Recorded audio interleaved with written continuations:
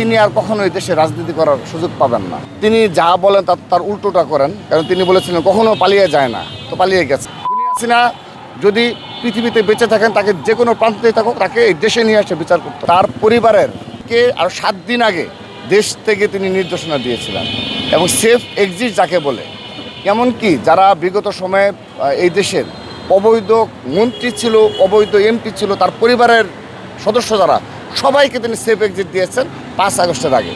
কিন্তু তার অল্প কিছু নেতাকর্মীর সমর্থক রয়েছে, যারা জেনে হোক না বুঝে হোক, তারা 5 আগস্ট পর্যন্ত দেখেন সাধারণ জনগণের বিরুদ্ধে দাঁড়িয়েছে। দেখো তাদের পরিণতিটা কী।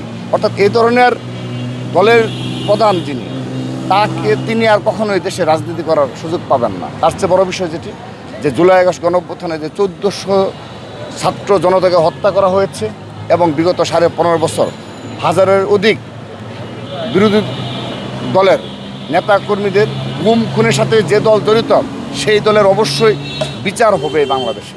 কারণ এই দেশে একটি রেভলিউশন হয়েছে।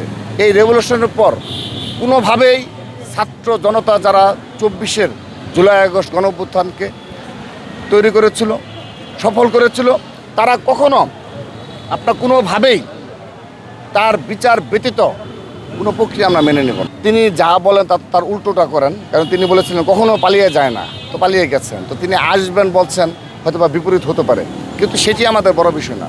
তিনি যা ইচ্ছে তাই করুক, কিন্তু আমাদের ছাত্র জনতা হত্যাকারীর অবশ্যই বিচার করতে হবে। এটি হলো আমাদের দাবি, এটি ছাত্র দলের দাবি। প্রতিটি হত্যাকাণ্ডের বিচার পুঙ্খানুপুঙ্খভাবে হতে হবে।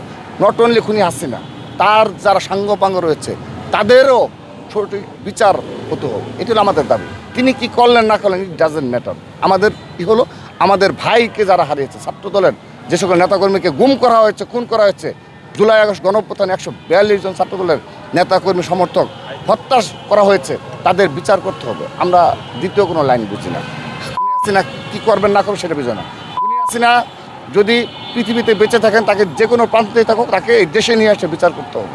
এটি আমাদের দাবি, এবং সেই দাবি বাস্তবায়নের জন্য আমরা যেই প্রক্রিয়ায় কর্মসূচি পালন করা উচিত, আমরা সেই প্রক্রিয়ায় ছাত্রদল কর্মসূচি পালন করি।